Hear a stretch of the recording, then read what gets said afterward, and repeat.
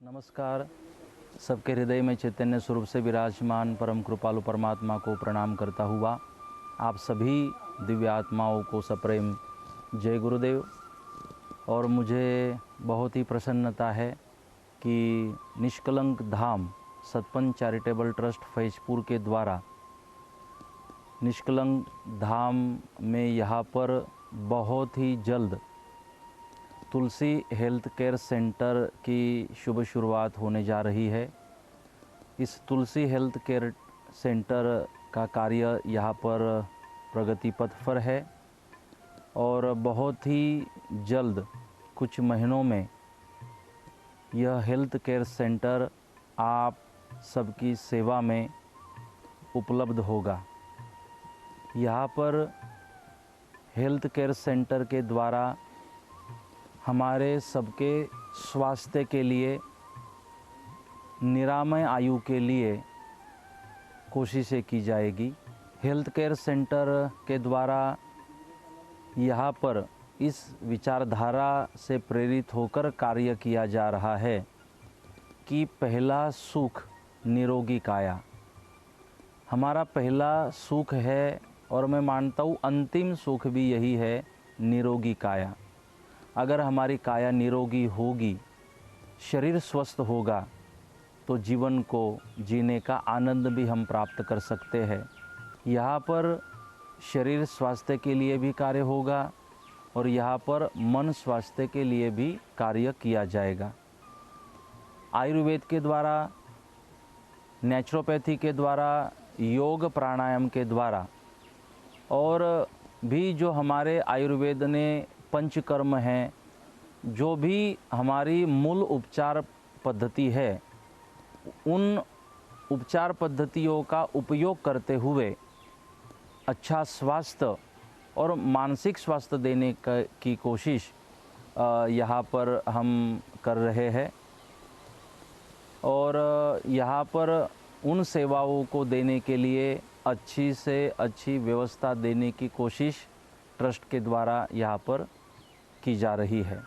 आप सबको बहुत बहुत प्रणाम और सप्रेम जय गुरुदेव। हम सबको दर्शन दे और जब जब जरूर पड़े तब तब बापा की अनुभूति हम सबको होती रहे। बापा को मनाने के लिए ये कथा है। रही बात भगवान की कि कथा तो भगवान को मनाने के लिए होती है, लेकिन मेरा ये मानना है गुरु मान जाते हैं तो भगवान अपने आप मान जाते हैं। गुरु प्रसन्न हो जाते हैं, भगवान अपने आप प्रसन्न हो जाते हैं, क्योंकि बलिहारी गुरु आपनो गोविंदियो मिलाए। गुरु को पहले प्रणाम है। तो हम बापा को मनाने की इस कथा के माध्यम से कोशिश करेंगे कि बापा की कृपा हमेशा हम सब के ऊपर बनी रहे, दर्शन बापा का हम सबको मिलता रहे।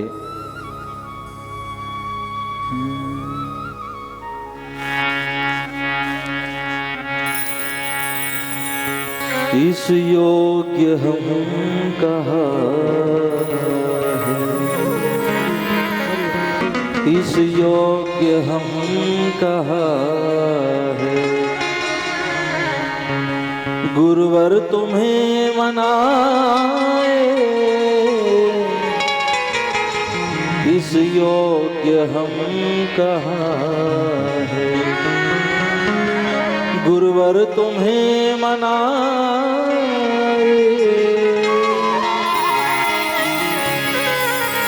फिर भी मना रहे हैं, शायद तू मान जाए।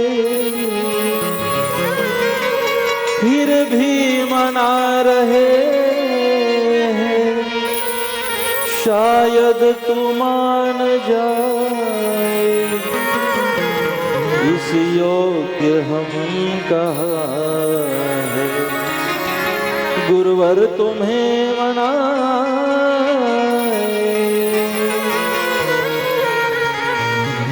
जब से जन्म लिया है माया ने मुझको घेरा,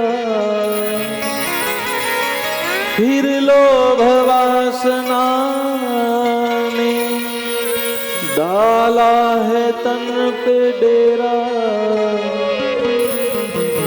कुछ भी समझ न आए, कुछ भी समझ न आए। हरदम रहा सताए, इस योग्य हम कहा है। गुरुवर तुम्हें मनाए, इस योग्य हम कहा है। गुरुवर तुम्हें मनाए, योग्य हम कहा है। गुरुवर तुम्हें मनाए, इस योग्य हम कहा है। फिर भी मना रहे हैं, शायद तू मान जाए। फिर भी मना रहे हैं, शायद तू मान जाए। फिर भी मना रहे हैं, शायद तू मान जाए। फिर भी मना रहे हैं, शायद तू मान जाए। इस योग्य हम कहा, गुरुवर तुम्हें मनाए, इस योग्य हम कहा। गुरुवर तुम्हें मनाए। जग में जहाँ भी देखा, बस एक ही चलन है। जग में जहाँ भी देखा, बस एक ही चलन है। एक दूसरे के सुख से सबको बड़ी जलन है। एक दूसरे के सुख से सबको बड़ी जलन है। कर्मों का लेखा जोखा, कर्मों का लेखा जोखा कोई समझ न पाए। कर्मों का लेखा जोखा कोई समझ न पाए। इस योग्य हम कहा है, गुरुवर तुम्हें मनाए। इस योग्य हम कहा है, गुरुवर तुम्हें मनाए।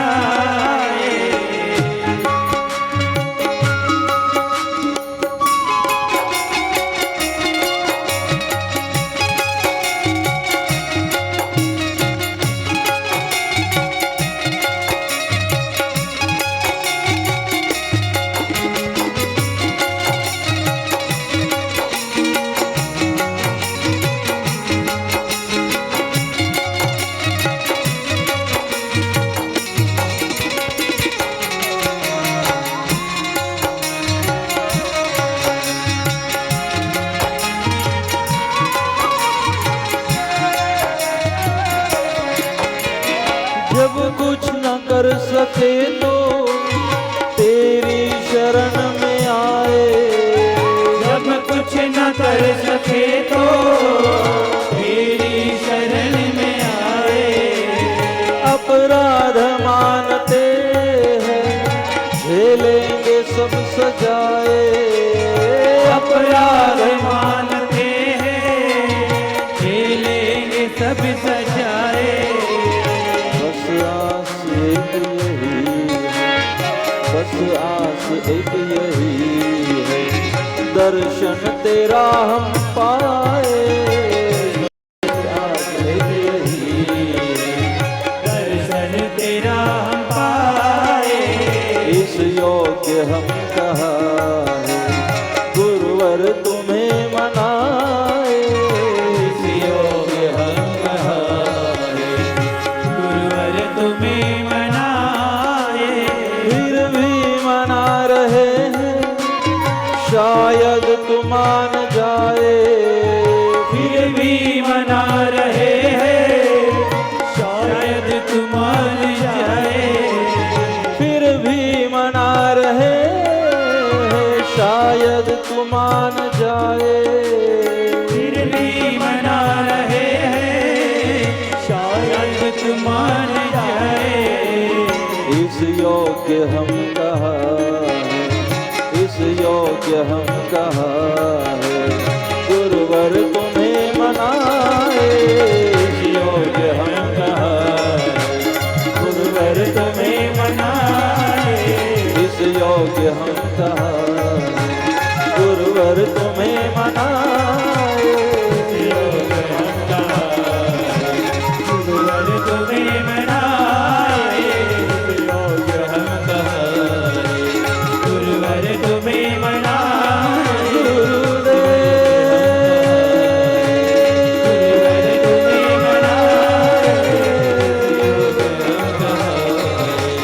गुरुवर तुम्हें मनाए। योग्य हम कहाँ है, गुरुवर तुम्हें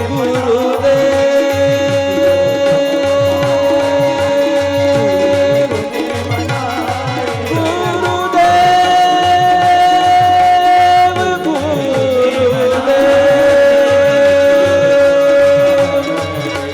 गुरुवर तुम्हें मिला तो सब कुछ मिला और मिलियान को सुखदारा रो लक्ष्मी, ये तो पापी के घर।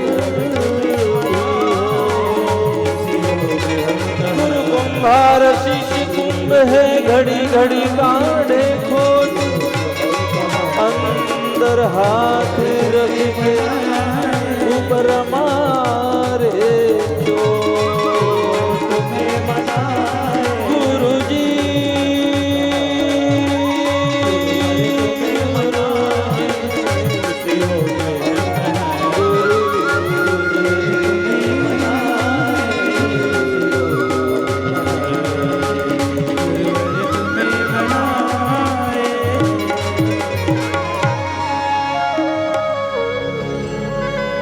इस योग्य हम कहाँ है, गुरुवर तुम्हें मनाए।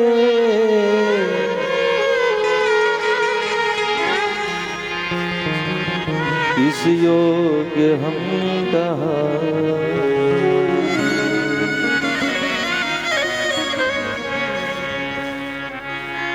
हमारी योग्यताओं का हमें पता है, लेकिन गुरु को मनाने का रास्ता तो हरिनाम संकीर्तन ही है। गुरु को मनाने का रास्ता तो गुरु के बताए हुए रास्ते पर चलना ही है। इसीलिए बापा ने इस हरि कथा का संकल्प किया। जो हरि कथा हमारे द्वंद्व को मिटा देती है, जो हरि कथा भ्रम को मिटा देती है, जो कथा व्यथा को मिटा देती है, जो कथा थाक उतार देती है, ये हरि कथा। क्योंकि श्रीमद् भागवत जी के दशम स्कंद में गोपियों ने सुंदर वर्णन किया। जो भक्ति स्वरूपा, जो प्रेम स्वरूपा गोपिया है, उन गोपियों ने भगवान की कथा के लिए वर्णन किया। बापा ने कथा का आग्रह क्यों किया, इसका जवाब 7 दिनों में देने की मैं कोशिश करूंगा। कि संतों का आग्रह यूं ही नहीं होता। जब कभी कोई संत आपसे आग्रह करे तो तर्क वितर्क किए बगैर स्वीकार कर लेना। संतों के आग्रह में हमारा कल्याण छुपा है। मेरा तो ये विश्वास है, संतों के श्राप में भी, संतों के क्रोध में भी हमारा कल्याण छिपा हुआ है। हाँ, संतों का क्रोध भी कल्याण करता है। क्यों आग्रह किया एक संत ने? वो तो प्राप्त कर चुके थे जो प्राप्त करना था, उनको कौन कथा की जरूरत थी? जिन्होंने संकल्प किया उनको कथा की जरूरत नहीं थी, उनका जीवन ही कथा था, एक चरित्र था, उन्हें जरूरत नहीं थी। जो मैं कह रहा हूं वो बापा तो जीवन में धारण कर चुके थे उन तत्वों को। जरूर बापा को नहीं थी, उस संत को नहीं थी, जरूर हम सबको थी। तो संतों का आग्रह था, कथा क्यों गोपियों ने कहा।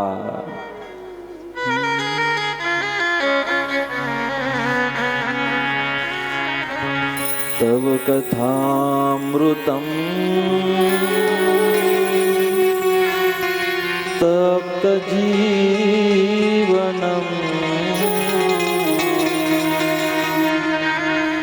कविभिरीडितम्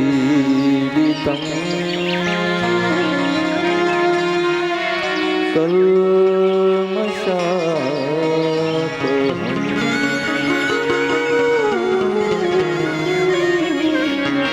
श्रीमद् भागवत जी में गोपियां वर्णन करती है कि यह भगवान की कथा अमृत है, यह अमृत का काम करती है। और हाँ, हमें इस कथा अमृत को श्रवण करना चाहिए। जब तक कथा अमृत को हम श्रवण नहीं करते, भीतर पड़े हुए जहर को हम निकाल नहीं सकते। भीतर जो विष स्वरूप विषय है, हाँ, भगवान ने उस जल को विष मुक्त किया। गोपियां कहती है हमारे कान्हा ने विष मुक्त नहीं किया, उस डोह को, उस तालाब को, हमारे कान्हा ने उस तालाब को विषय मुक्त किया। ये तालाब गोपियां विषयों को विष मानती है, जहर मानती है। हाँ, यही जहर हमें समाप्त कर देता है। शब्द स्पर्श रूप रस गंध, यही तो जहर है जो वापस वापस हमें नए शरीर को धारण कराता है। इसीलिए कथामृत ही उस जहर को निकाल सकता है। जैसे किसी अंधेरे को निकालना हो तो एक दीपक को जलाना जरूरी है। जैसे दीपक जल जाता है, प्रकाश फैल जाता है, अंधेरा अपने आप समाप्त हो जाता है, नष्ट हो जाता है। उसी तरह जैसे ही आप इस कथामृत को प्राशन करते रहोगे, अपने आप जहर अंदर से निकलता रहेगा। बस जो अमृत यहाँ मिल रहा है, हम अपने कानों को बर्तन बनाए, अपने कानों के माध्यम से इस कथा रस को पिए, इसको पात्र बनाए, कानों को पात्र बनाए, इन कर्णों को पात्र बना दे और इस कथामृत को इन पात्रों से हम पिए, इसका रसपान करें, इस रस को हृदय तक ले जाने की कोशिश करें। कोई यूं ही शांति ब्रह्म प्रेम मूर्ति तुलसी बापा नहीं बनता। जो गुरुदेव से सुना, उन वचनों को याद रखने के बाद उन वचनों को जीवन में जो उतार देता है, वो शांति ब्रह्म तुलसी बापा बनता है। यूं ही कोई तुलसी बापा नहीं बनते। गुरुदेव के वचनों को, उस अमृत को, ज्ञानामृत को, वचनामृत को जो पीते हैं, हृदय तक पहुंचाते हैं, उसका जीवन बनता है, धन्य होता है।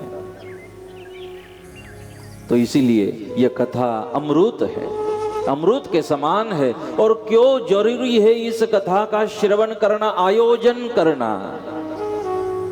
क्या इस कथा के खर्चे में, जो कथा के लिए पैसे खर्च हो रहे हैं, इस कथा के लिए खर्च किए गए पैसों से कोई हॉस्पिटल नहीं बन सकता था? हॉस्पिटल भी तो बन सकता था, लेकिन संत का आग्रह था कथा के लिए।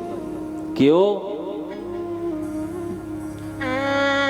क्योंकि हॉस्पिटलों की भी जरूरत है तन की बीमारियों को ठीक करने के लिए। तन की बीमारी ठीक हो जाए, लेकिन मन ही बीमार हो तो तन की बीमारी ठीक होने से फायदा क्या है।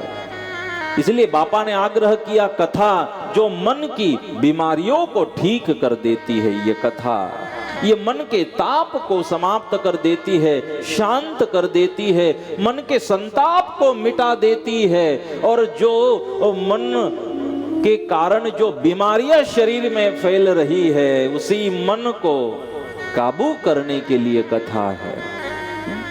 क्योंकि कोई भी बीमारी पहले मन में आती है, फिर शरीर में प्रवेश करती है। तन की बीमारियों के लिए हॉस्पिटल की जरूरत है, लेकिन ये मन बिगड़ न जाए, ये मन बीमार न हो जाए, इसीलिए इस अमृत की जरूरत है, कथामृत की जरूरत है। क्योंकि तप्त जीवनम, गोपियों ने कहा कि हमारा जीवन तप रहा है, शोक, संताप, क्रोध, ईर्ष्या,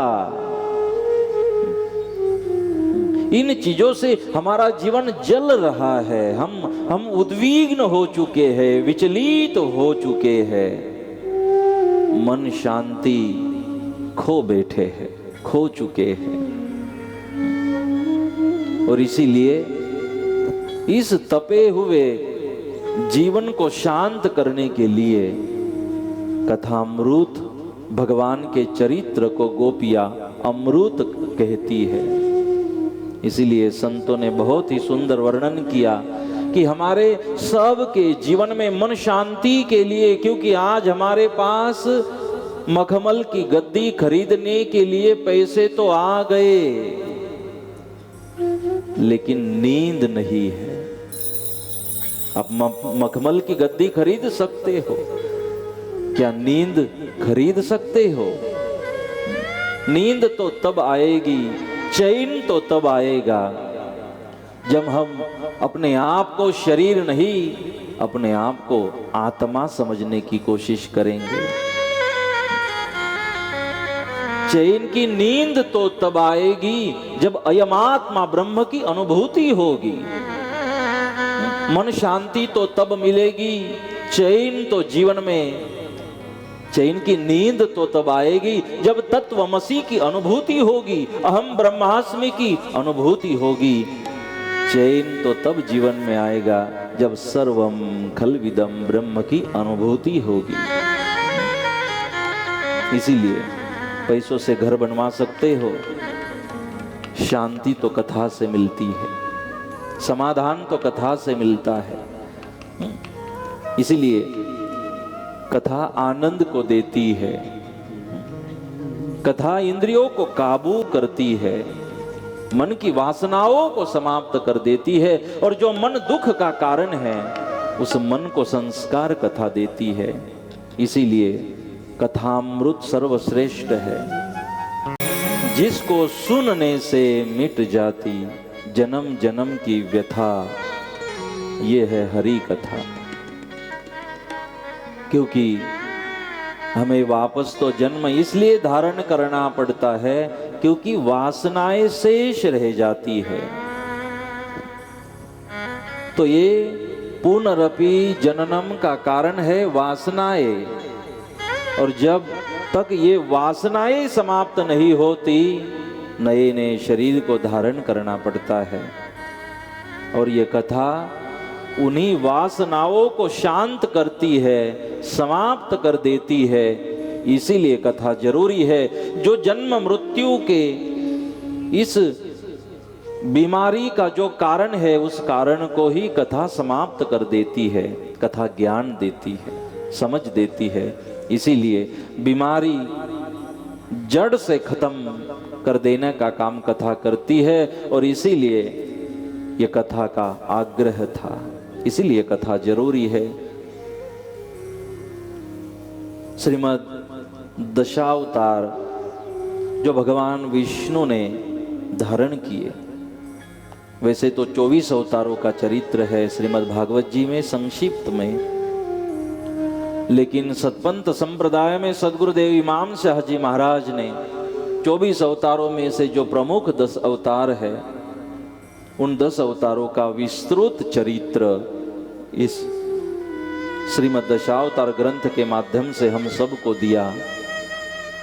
मूल बंद में श्रीमद् दशावतार का विस्तृत चरित्र हमें पढ़ने मिलता है और उसी मूल बंद में दिए गए श्रीमद् दशावतार चरित्र का वर्णन क्यों भगवान ने इस धरती पर अपना प्राकट्य किया, कौन हेतु से, किस लिए भगवान मत्स्य बने हैं, कच्छ बने हैं, वराह, नरसिंह, वामन, परशुराम, राम, श्री कृष्ण, बौद्ध, और क्यों भगवान निष्कलंकी नारायण स्वरूप में, कल्कि भगवान के स्वरूप में इस कलियुग के अंतिम समय में प्रकट होने वाले हैं, उन कारणों की चर्चा इन 7 दिनों में होगी। और हर एक अवतार में जो भक्त का चरित्र है, उस भक्त के अवतार की चर्चा होगी, कथा होगी, क्योंकि भगवान हम सबको वचन दिए हैं, यदा यदा ही धर्मस्य ग्लानिर्भवति भारत अभ्युत्थानम् अधर्मस्य तदात्मानं सृजामि। भगवान ने कहा जब जब जरूरत होगी मेरा सृजन होगा, मेरा प्रागट्य होगा। और भगवान ने कहा मैं उन कार्यों के लिए अपने अवतार का प्राकट्य करूंगा, परित्राणाय साधूनां विनाशाय च दुष्कृता। भगवान ने कहा धर्म की स्थापना हेतु, परित्राणाय साधूनां, और मैं साधुओं के रक्षण हेतु। इतना ही नहीं तो भगवान ने कहा साधुओं का सानिध्य प्राप्त करने हेतु, साधुओं का सत्संग प्राप्त करने हेतु। और दूसरी बात कही विनाशाय च दुष्कृताम, और जो दुष्ट है, दुर्जन है, उनका विनाश करने हेतु। यहाँ जो मैंने चिंतन किया तो भगवान ने 2 बातों को यहाँ स्पष्ट किया, परित्राणाय साधूनां विनाशाय च दुष्कृताम। 2 बातें कही, लेकिन इन 2 बातों में पहली बात कही साधुओं के लिए, परित्राणाय साधूनां, मतलब भगवान का जो प्रागट्य है तो भगवान ने कहा रावण तो बाद में, लेकिन पहले तो मैं शबरी का उद्धार करने के लिए, शबरी का सानिध्य प्राप्त करने के लिए मैं प्रकट हुआ करता हूं। भगवान ने पहली बात कही भक्तों के लिए, और फिर आ ही गया हूं भक्तों को मिलने तो दुष्टों का वध भी कर दिया करता हूं। भगवान ने वचन दिए। श्रीमद् दशावतार कथा में मूल बंद में जो एक वर्णन सदगुरुदेव इमाम शाह जी महाराज ने किया, हम समझते हैं मूल बंद का प्रकाशन नहीं हुआ, लेकिन मूल बंद के कुछ भाग है, अध्याय है, जिनका प्रकाशन होना बाकी है, शेष है। लेकिन मूल बंद में से ही श्रीमद् दशावतार है, मूल बंद में से ही जो सतपंथ साहित्य प्रकाशन प्रेरणापीठ पीराना के द्वारा जो सदगुरु वाणी का जो प्रकाशन हुआ, ये जो सदगुरु वाणी है, ये सदगुरु वाणी मूलबंद से है। आत्मज्ञान प्रकाश का जो प्रेरणापीठ के द्वारा प्रकाशन हुआ, ये मूलबंद से है। सतपंथ नवनीत का जो प्रकाशन हुआ, ये सारा नवनीत, ये सार मूलबंद का है।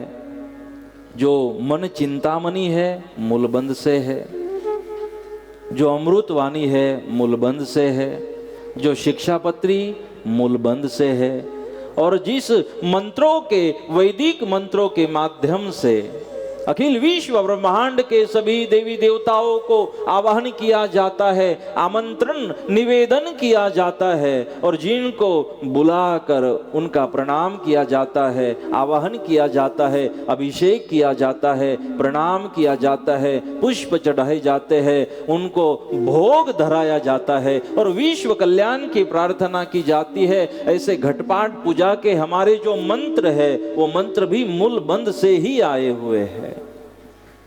बस देवी नारायण संवाद, गुरु शिष्य संवाद, निष्कलंक की गीता,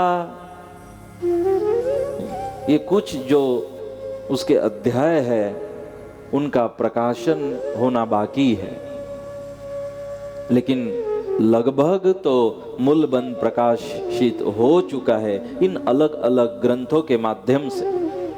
इसलिए सतपंथ नवनीत हो, आत्मज्ञान प्रकाश हो कि हमारे शास्त्र हो, जो भी सतपंथ साहित्य प्रकाशन प्रेरणापीठ पिराना के द्वारा जो भी साहित्य प्रकाशन हुआ है, हमारे सब के घरों में ग्रंथ होने चाहिए, उन ग्रंथों को पढ़ना चाहिए। मैं मानता हूँ इन ग्रंथों का हमारे घरों में होना, इन ग्रंथों को हमने प्रतिदिन पढ़ते रहना हमारे लिए संतों के प्रति व्यक्त किया गया आदर है। जितना जरूरी है चरणामृत लेना संतों का, चरणामृत तो हम लिए जा रहे हैं, लेकिन चरणामृत की महिमा तो तब पता चलेगी जब ग्रंथों में आप ज्ञानामृत की महिमा को समझते हो। इसलिए ज्ञानामृत भी जरूरी है चरणामृत की तरह, और इस ज्ञानामृत के लिए यह ग्रंथ हमारे घरों में हो, इन ग्रंथों को हम पढ़े। आप फरियाद करते हो महाराज ध्यान नहीं लगता, क्या करे? हमने कहा जब ध्यान नहीं लगता तो किसी भी ग्रंथ के उस समय 5 पेज पढ़ लेना, उसका वांचन कर लेना, ग्रंथों को पढ़ लेना, अपने आप मन एकाग्र हो जाएगा और ध्यान लगेगा। इसलिए ग्रंथों को पढ़े। तो मूल बंध में से श्रीमद् दशावतार और श्रीमद् दशावतार जब यहाँ मुझे समय मिला था, कुछ साल पहले यहाँ एक ज्ञान यज्ञ का आयोजन पावन धाम की ओर से किया गया था। तब बहुत साल पहले 10 साल पहले 2009 में, तब भी मुझे यहाँ बुलाया गया था। तब 10 साल हम छोटे थे,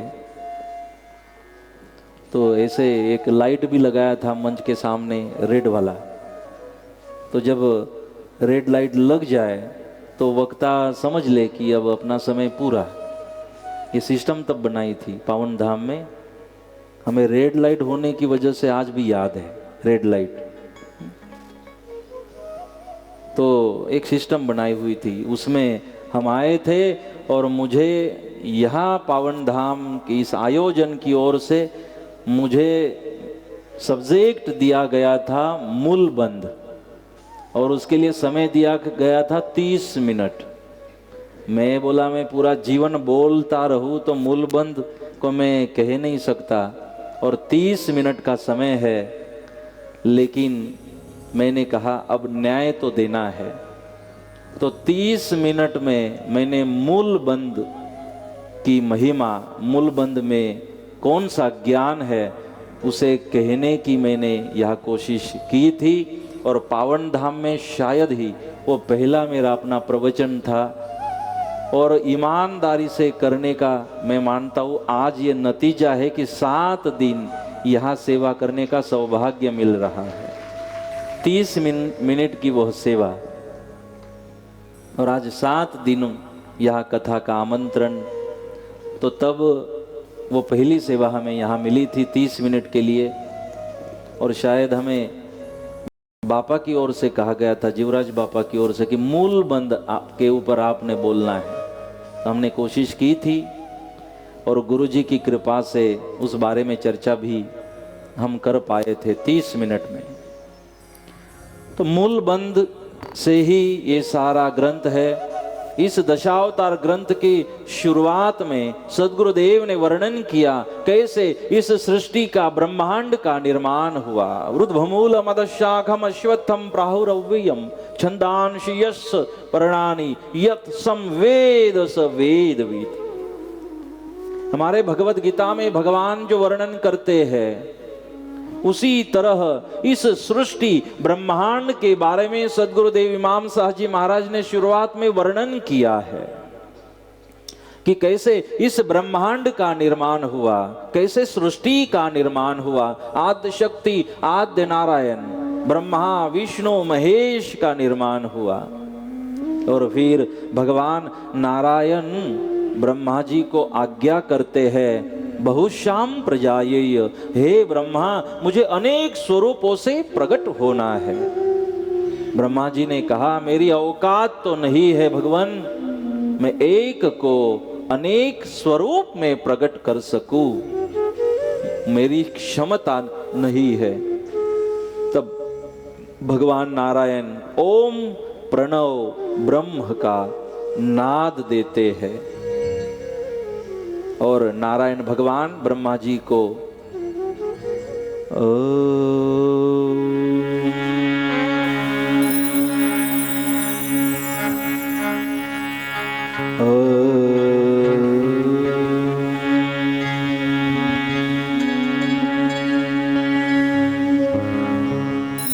अकार उकार मकार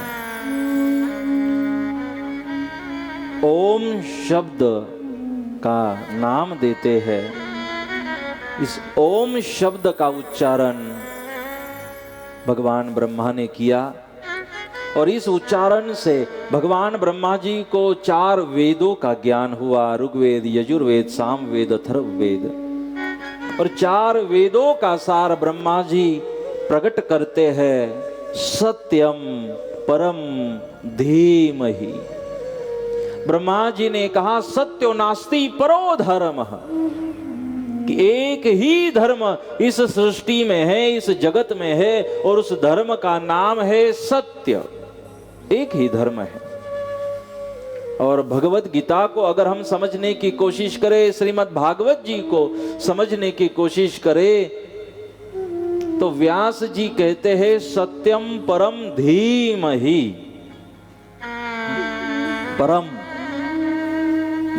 एक ही है सत्य।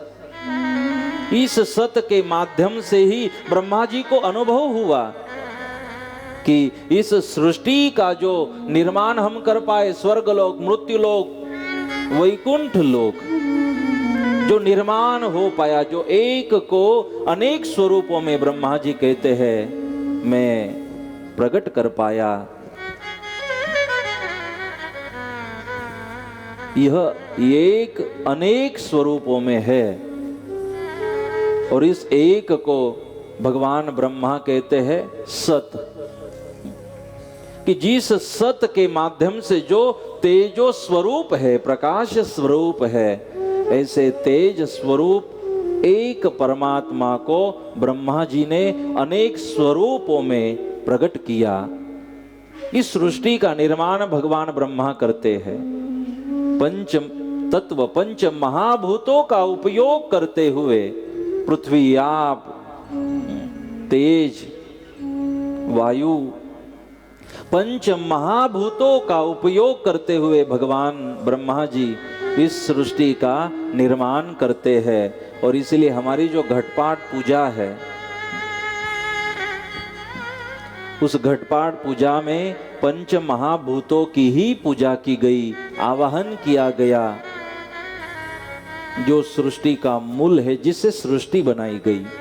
इसलिए हमारी घटपाट पूजा में भी मिट्टी का कलश है, मिट्टी के कलश में जल है। हमारी कलश पूजा में ज्योत का प्रागट्य किया जाता है। हमारी पूजा में देवी देवताओं को याद स्मरण किया जाता है। इसलिए एक ही सत इस सृष्टि में प्रकाशित था, एक ही तेज था, प्रकाश, जिस प्रकाश से सारे सृष्टि का निर्माण हुआ।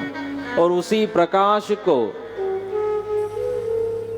सनातन कहा गया, नित्य कहा गया, शाश्वत कहा गया, अविनाशी कहा गया, उसी तेज को।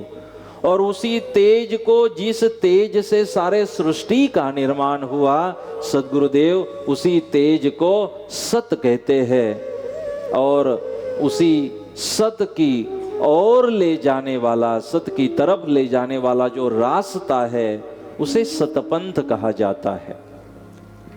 तो इस सृष्टि में तेज से सारे सृष्टि का निर्माण होने के कारण तेज मूल है। और सद्गुरुदेव इमाम साहब जी महाराज ने भी हमें मूल की उपासना बताई। सृष्टि का मूल तेज है। अगर किसी पौधे को बढ़ाना हो तो पौधे के पत्तों पर पानी छाटने से फायदा नहीं है, उस पौधे के मूल में पानी छोड़ना पड़ेगा।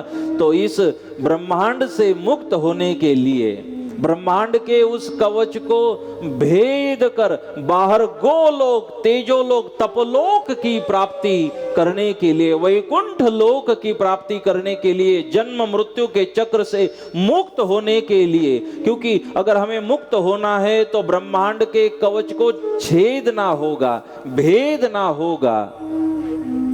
और उस ब्रह्मांड के उस कवच को भेदने के लिए, वहां से बाहर निकल जाने के लिए हमें सत तत्व को समझना होगा, इस तेज तत्व को समझना होगा।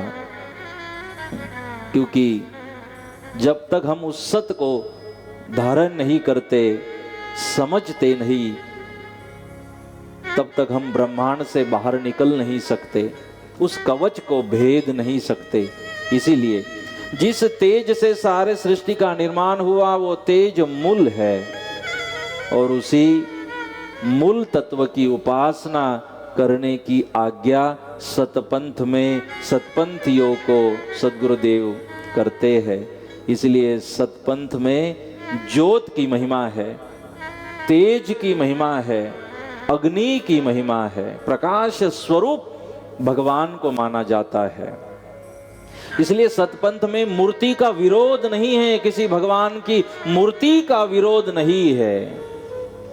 लेकिन सतपंथ में कहा गया कि भगवान तेज स्वरूप है, तो तेज की मूर्ति बनाने से अच्छा है हम दीपक जलाए, ज्योत जलाए और अपने आराध्य की पूजा करें। इसीलिए तेज को सतपंथ में माना गया। उस तेज से सारे सृष्टि ब्रह्मांड का निर्माण हुआ। जब नील वर्ण धुंधुकार में ऐसा वातावरण था, ज्योति स्वरूप जो एक भगवान थे, उनकी ही इच्छा से अनेक स्वरूपों में प्रकट हो गए ब्रह्मा जी के द्वारा। और ब्रह्मा जी ने स्वेदज, अंडज, जारज, उद्भिज 4 खानी का निर्माण किया।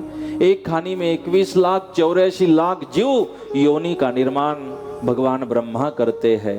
84 लाख जीव योनि 4 अलग अलग खानी में, जो गर्मी से उत्पन्न होते हैं स्वेदज, जो अंडे से जन्म लेते हैं अंडज, जो ज्वर से जन्म लेते हैं जारज, और जो बीज से जन्म लेते हैं ऐसे उद्बीज।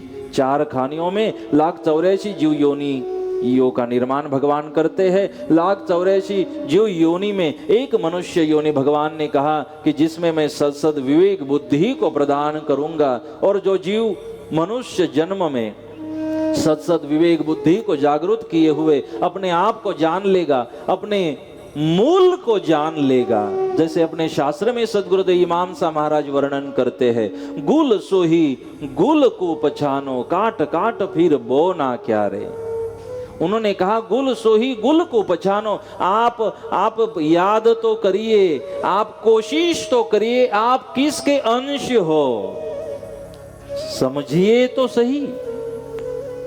मैंने अगर आपको आपके बाप का नाम पूछा, दादा का नाम पूछा, पड़दादा का नाम पूछा, तो नाम पूछते पूछते बात जाएगी गोत्र तक, बात जाएगी गोत्र तक कि हमारा ये ऋषि है, गोत्र हमारा ये ऋषि है।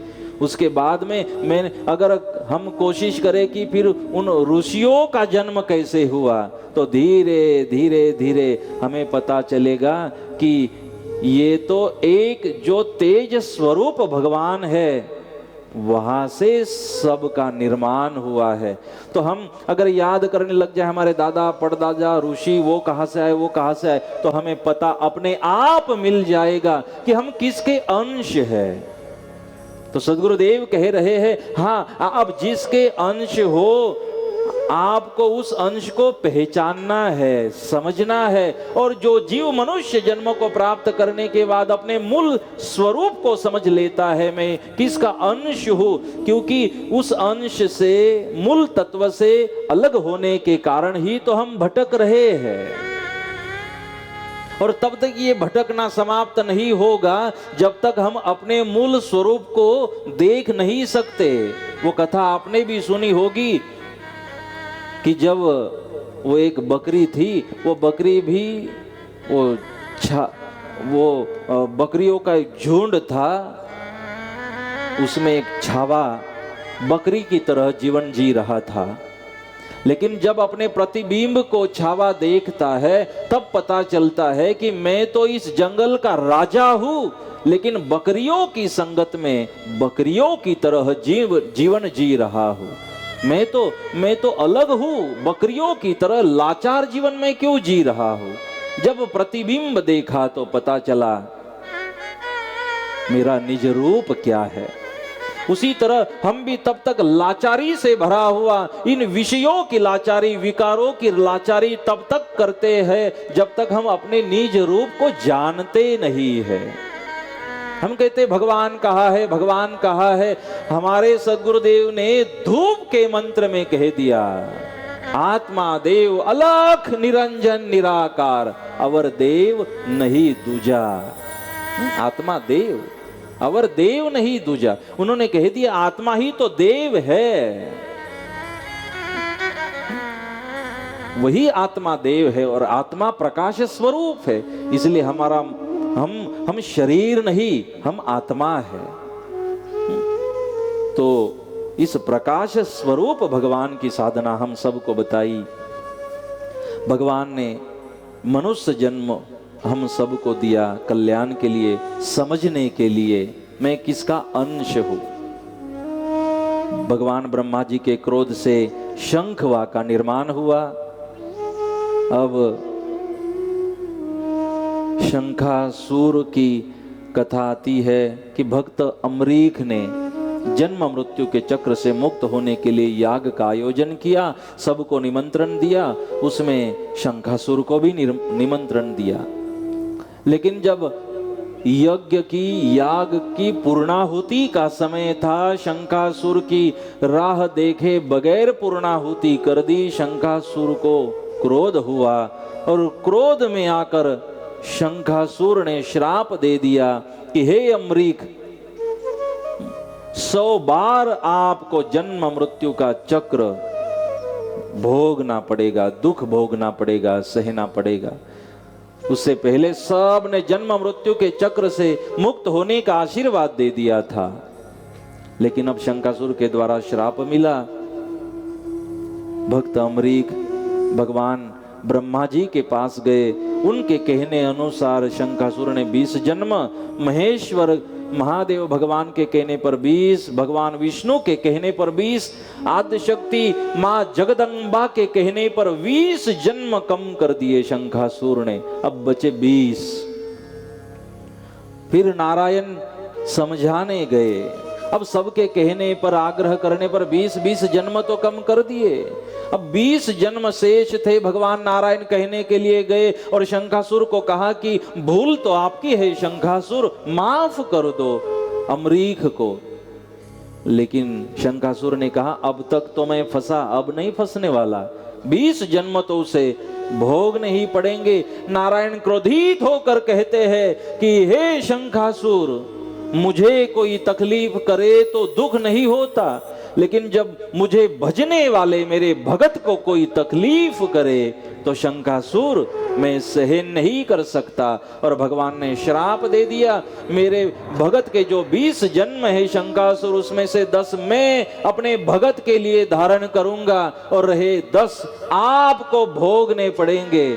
10 आप भुगतोगे, 10 मैं अपने अमरीक को मुक्त कर रहा हूं। इसलिए भगवान को परम कृपालु कहते हैं, करुणाना करनारा कहते हैं, अपने भगत को मुक्त करने के लिए। और इसलिए भगवान ने कहा, भगवान ने जो 10 अवतार धारण किए हैं, ये अपने भगत को दिया हुआ वचन है। 10 बार मैं आऊंगा, 10 बार आने का वचन भगवान पूरा करते हैं।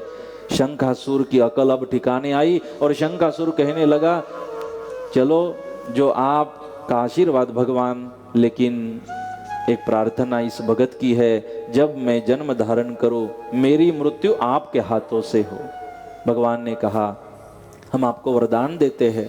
इसलिए जब जब शंखासुर रावण बना है तो भगवान राम बने, कंस बना है तो कृष्ण बने, हिरण्यकश्यप बना है तो नरसिंह बने, वचन पूरा करते हैं। इस तरह से भगवान ने अपने भगत का उद्धार किया। और ब्रह्मा जी को थोड़ा गर्व हुआ कि मैंने ये सब किया, मैंने सृष्टि की रचना की, ये सब मेरा बनाया हुआ है। देखो, जीवन में ज्ञान तो जरूरी है, लेकिन अगर इस ज्ञान का अहंकार आ जाता है तो ज्ञान भी व्यर्थ हो जाता है। इसलिए हमें कहा गया, विद्या विनयेन शोभते। वो विद्या, वो ज्ञान तब तक आपको शोभा देगा जब तक आपके स्वभाव में विनय है। इसीलिए भगवान ब्रह्मा को ज्ञान हुआ, उनके ही पुत्र शंखासुर के हाथों वेदों की चोरी कराई। जब ज्ञान निकल गया, अब आंख तो खुली थी भगवान ब्रह्मा की, लेकिन कुछ नजर नहीं आ रहा था, क्योंकि ज्ञान की दृष्टि गायब हो गई। और अहंकार होता ही ऐसा है, अहंकारी व्यक्ति को कभी कुछ दिखाई ही नहीं देता, नजर बंद हो जाती है, कुछ दिखने नहीं लगा। अब अकल ठिकाने आई, भगवान नारायण के पास जाकर भगवान ने कहा, ब्रह्मा जी ने कहा कि मुझे कुछ दिखाई नहीं दे रहा। भगवान ने कहा, अहंकार जो आ चुका है और जिसे अभिमान अहंकार आ जाए, ब्रह्मा जी उसे कुछ दिखाई नहीं देता, वो कभी किसी से प्रेम नहीं कर सकता। भगवान अब मुझे माफ भी कर दो। भगवान ने कहा, चलो ठीक है, हम आपको माफ करते हैं। और भगवान, मेरे वेद मुझे वापस चाहिए, मेरा ज्ञान वापस चाहिए। तब भगवान ने कहा, ज्ञान आपके पास तब वापस आएगा ब्रह्मा जी जब अहंकार का त्याग करते हो। हाँ, जब तक हम अभिमान को अंदर से नहीं निकालते, हम अहंकार को नहीं निकालते, मान सम्मान अपेक्षाओं को हमारे हृदय से निकाल नहीं फेंकते, तब तक गुरु वचनों का प्रवेश नहीं होता और ज्ञान का प्रवेश नहीं होता। ये मेरा कहना नहीं है। सतपंथ संप्रदाय में अमृतवाणी का जो ज्ञान दिया, तो अमृतवाणी के पहले श्लोक में सद्गुरुदेव वर्णन करते हैं। शुरुआत अमृतवाणी की कहां से करते हैं, कौन से वचनों से और संदेश से करते हैं? पियू पियू सब जग कहे, पियू न पावे कोई, मुखे जपंता पियो नाम, ये तो सिर के साथे हो। अमृतवाणी की शुरुआत, और पहले ही संदेश में सद्गुरुदेव ने कहा, पियो पियो करने से भगवान नहीं मिलते, मुखे जपता पियो नाम। ये ऊपर ऊपर जप करते हो तो भगवान मिलने वाले नहीं। जब आप सर काट देने की कोशिश करोगे, काट दोगे, तब जाके। इसलिए तो जब गुरु बोध होता है तो गुरु बोध के समय शिष्य श्रीफल दे रहा है अपने गुरुदेव को। वो श्रीफल नहीं है, वो आपका सर है, वो आपका मस्तक है। गुरुदेव को हमने अपना मस्तिष्क सौंप देना होता है। और मस्तिष्क का मतलब है हम अपना अहंकार, अभिमान काट कर हे गुरुदेव आपको दे रहे हैं। और फिर गुरुदेव कहते हैं अब ज्ञान लेने का अधिकार है शिष्य, अब आपको प्रदान होता है।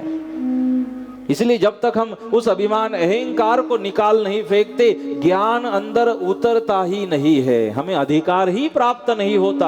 हम ज्ञान को श्रवण करें, हम ज्ञान को प्राप्त करें। ब्रह्मा जी को कहा हम ज्ञान तो आपको वापस लौटा देंगे ब्रह्मा जी, लेकिन अहंकार अभिमान को पहले निकालना होगा। ब्रह्मा जी ने वचन दिया और शायद हम सब के लिए कहा कि हाँ, जब बर्तन खाली हो ना तब भरा जाता है। भरे हुए बर्तन में आप कुछ नहीं भर सकते, वो अगर खाली हो तो भरा जाता है। इसी तरह हम खाली हो जाए, हम पहले खाली हो जाए तब जाके ज्ञान प्रवेश करता है। ब्रह्मा जी को उपदेश दिया, अहंकार निकालने की बात कही। अपने शास्त्रों में भी सदगुरुदेव इमाम साहब महाराज कहते गर्व न करना, गर्व न करना, थोड़ा सा जीना ने आखिर मरण। हम गर्व न करें, अभिमान न करें। तो आज की कथा का भाव है कि हम गर्व न करें, हम अभिमान न करें। और आश्चर्य ये है कि हमने कितनी बार डेथ बॉडी को देखा, बांधते हुए देखा, मरे हुए शरीर को, कंधे पर जाते हुए उस शरीर को देखा, उस शरीर को दफनाते देखा, उस शरीर को जलते देखा। यहाँ लगभग हम सब उपस्थित है, सब ने इस अवस्था को देखा है कि आज किसी की मृत्यु आपने अपने आंखों से देखी। एक दिन मृत्यु हमें भी तो आनी है, एक दिन ये हालत तो हमारी भी होगी, हमारा भी शरीर बंधा जाएगा, दफनाया जाएगा, समाप्त होगा। तो किस बात का गर्व है, अभिमान है, अहंकार है? आपकी सुंदरता तो तब अच्छी लगती है जब आपकी सुंदरता के साथ आपके पास विनय है।